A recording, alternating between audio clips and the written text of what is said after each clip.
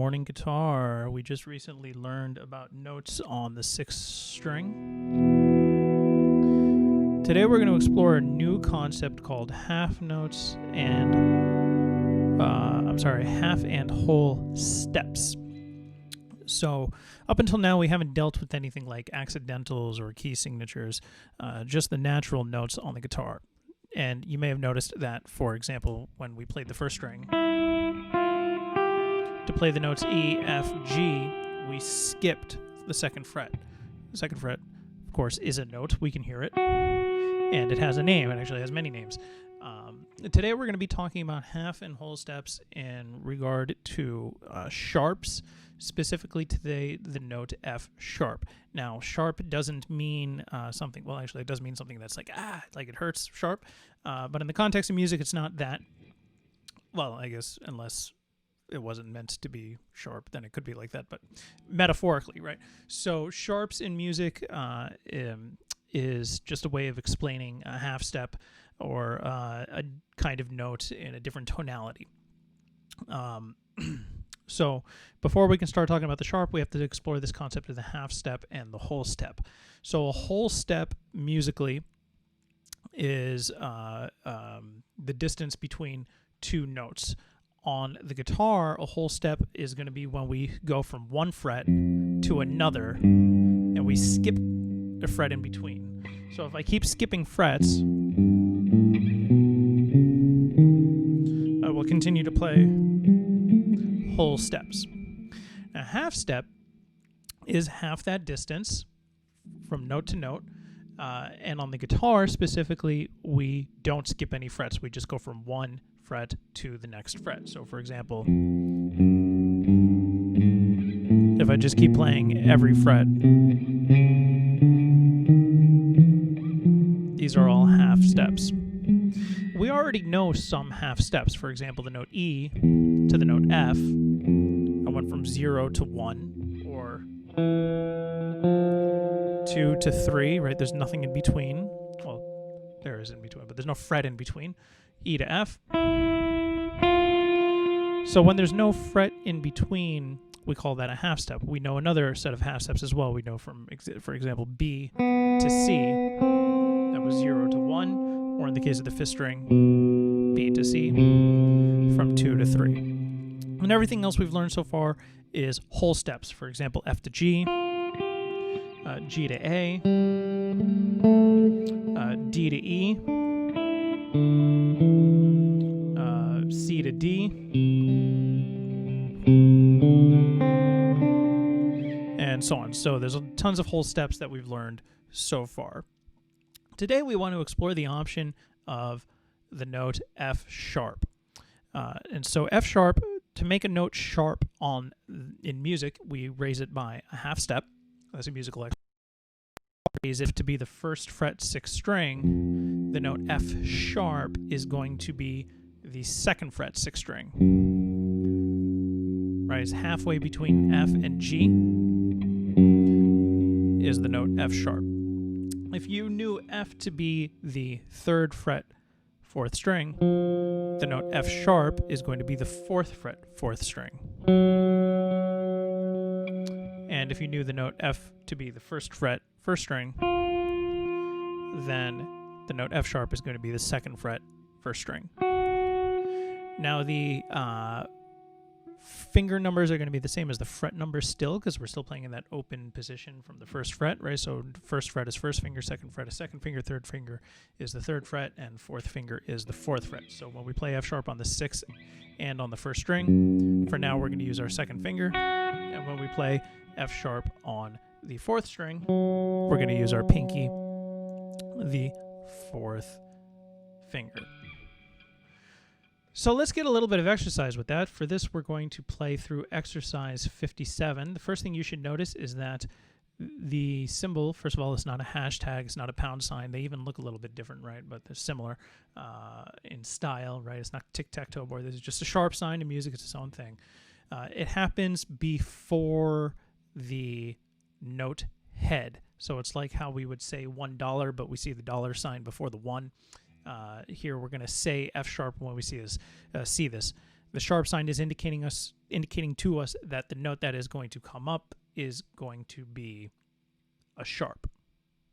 So here I have E, F sharp, the 2nd fret, G, and then back to that 2nd fret, F sharp. And this is because the sharp sign will be valid from left to right through the whole measure until you hit the bar line, and then the bar line acts like a reset button and makes everything back to whatever the original key or tonality is for now. We were dealing with no sharps, right? So the 2nd measure here, I have the note D, the note E, the note F sharp, back to the note E. I hit the bar line, so now it's reset. So if I want to play an F sharp or if I need to play an F sharp, it will be marked for me. And here I have G, another F sharp, G, and then A. And then, of course, I hit the bar line and I get back to my 6th string. It's been reset, so I have E, F sharp, G, and then F sharp. And for now, we're also being told with the book that also sharp, you're not going to see remind music unless you mark it yourself or somebody's already marked it for you. So I like to play through exercise 57 as one continuous exercise. I'll do it once fingerstyle, once with the pick. When I'm in the higher strings, I'm going to alter I and M. When I get to the lower strings, I'm going to play with P. 2, here it is.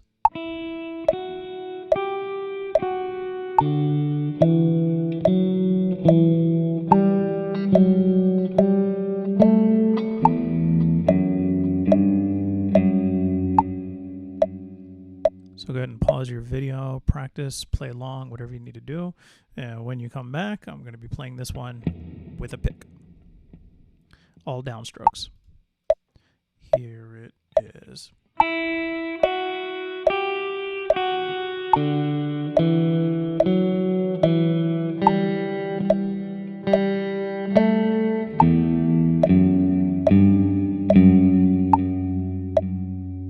So you should notice sometimes I plant the palm back here to get a little bit of support. And then other times when I have to move, I lift the palm up. Now previously, moving into the second part of this lesson, we talked about the A minor and the C major scales, where we played every note we learned in order all the way up the fretboard, or all the way up all 6. Today, what we're going to do is change all of these notes from F sharp, or from F to F sharp. And what that's going to do is that's going to change really.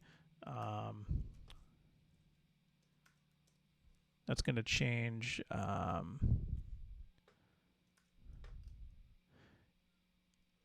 the tonality that we're going to have from here. So I'm going to go find all those Fs, and I'm going to make them into F sharps. So far we only had 2. Okay, so now on the first string I have E, F sharp, G. The second, third string stayed the same, and on the 4th string I have D, E, and F sharp. And then there's the 5th string. And now what I want to do is add in I'm going to add in my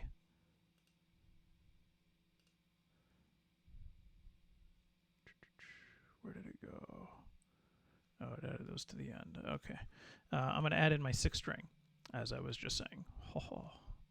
And so what I want to do here is 4th, 5th string, and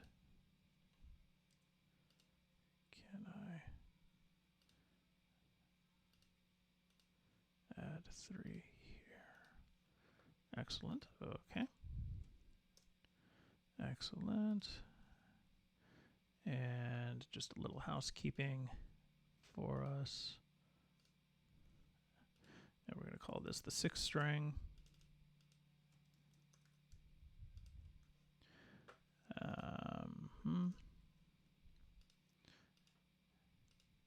And so we said 3 ledger lines.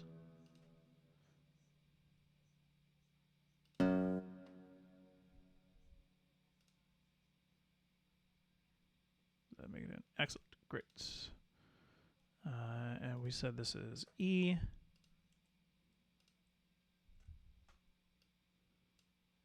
Yes. This is the note F sharp. And this is the note G. So now we have on our little cheat sheet over here all 6 strings that we have learned so far, from E, F, G on the first string, B, C, D, G and A. Down to our 4th string, we had D, E, and F sharp. 5th string was A, B, and C. And now on the 6th string, we have E, F sharp, and G. So if I take those same 3 over here, and really what I want to do is put them over here too now. I'm going to create more issues with my page break, but that's okay. We'll get through it. We'll get through it together. Did it put it for me? Excellent. Okay, so now if I put them over here, perfect. So if I start with the note E, and I play through all of these notes, but, again, to F sharps, so I'll go ahead and do that. And then we should have one more on the first string.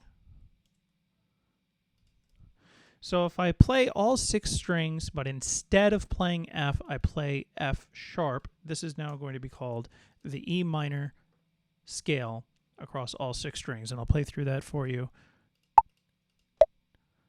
using fingerstyle and then again using pick. Here it is. And now F sharp. And now G. Then we go to the 5th string and we're going to do the rest stroke as we go. Always alternating I and M. And then C. And then D. And then E. And then F sharp. Remember to bridge where you can. And then A. Make it nice and smooth. And then 2nd string B. And then C. What I meant by bridge is I'm going to keep C down while I play D. And then I'm going to release both fingers when I go to E. And then F sharp. And then we play G. All right. I'm not going to go at it with a pick this time. I'll go at it with a pick in the next scale for time purposes. So same concept here, wherever I had an... Oh, actually, first, let's add in... We're going to add in 1 measure. Well, that's the wrong spot, but that's okay. What we'll do is we'll put that one here.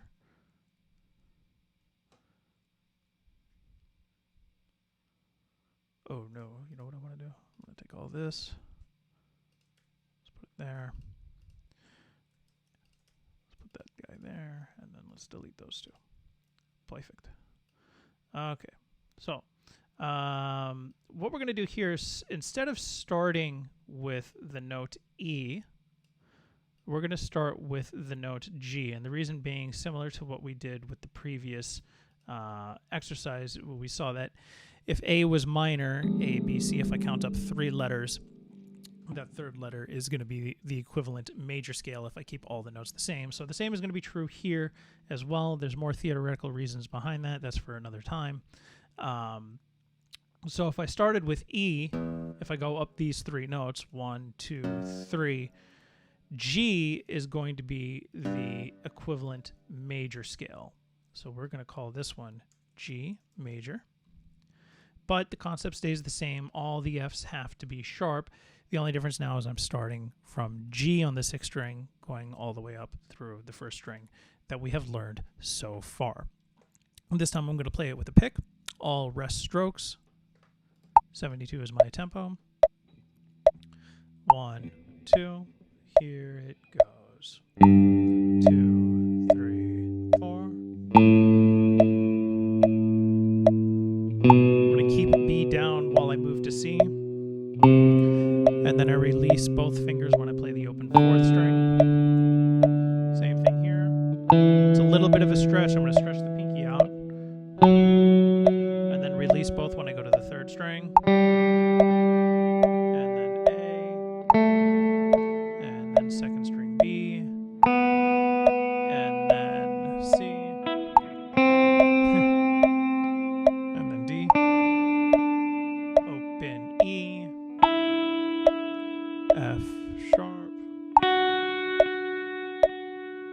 and G.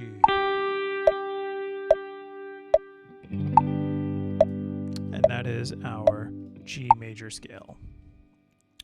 So, big concepts today. We talked about the note F sharp, half steps and whole steps, got some practice in exercise 57 in the text, and then we looked over here and we learned what we now call the E minor and the G major scales.